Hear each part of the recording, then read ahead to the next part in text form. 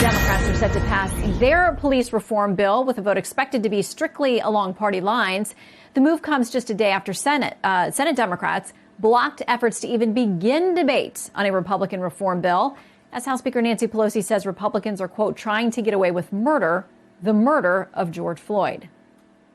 Well, I think, if Republicans are going to insist on half measures, on things like studies about chokeholds, that is absolutely letting people get away with murder. The country has given us the opportunity to lead.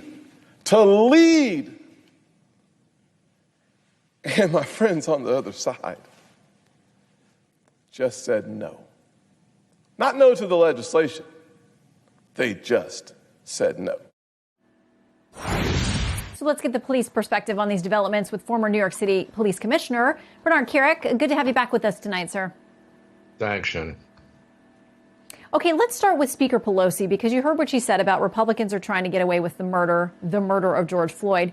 She was asked if she wanted to retract that or apologize. Here's what she said. Positively not.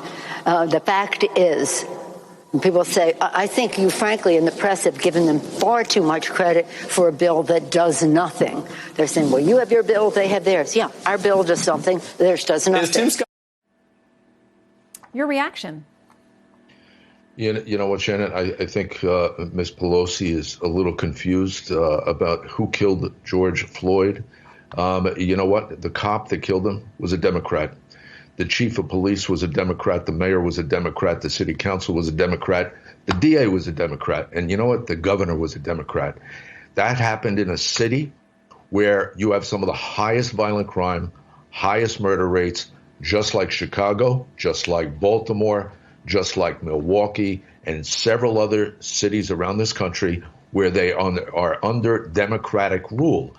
There's the systemic slaughter of black men and women in those communities, and the Democrats have done nothing, zero, all of them. So she can talk about, she can politic all she wants. The bottom line is the Democrats have failed the black communities all across this country for the last 20, 30, 40 years, and they're still doing nothing about it. But unfair to attribute his death to either party. I mean, at this point, it's a man who's died, and it seems like everybody's playing politics with it. Well, and that's exactly right. Everybody's playing politics with it. This was a murder. The entire country united behind the fact that this was a murder. It was wrong. Justice has to be done. But everybody got political, especially on the Democratic side. What did they do? Now they want to target the entire police force of the entire nation, 800,000 cops, racial injustice, police brutality. That had nothing to do with this incident. This was a murder. It was a murder, unfortunately, by a guy that was in uniform. And I think justice will be served between him and the other 3 cops that were with him. Okay, so today, Democrats had challenged Republicans to come up with a police reform bill before July 4th. They did. It was led by Senator Tim Scott. We've talked about some of the voicemails and the threats and the horrible things he's gone through in this process.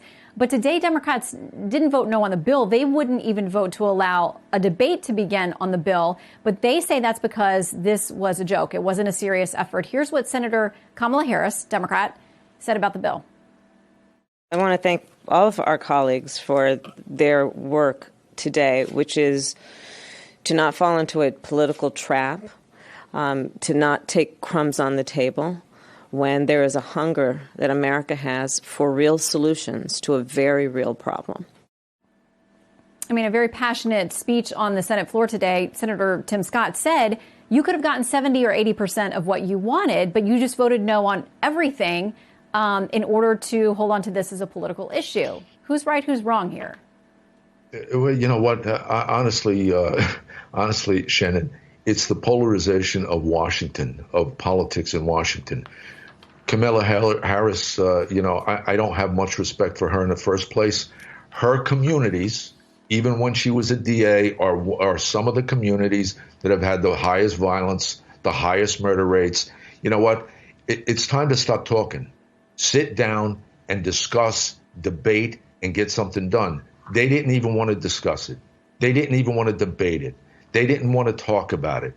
and it's more of nothing. And I think, I can't say who's at fault, but I know the Democrats, they're doing nothing.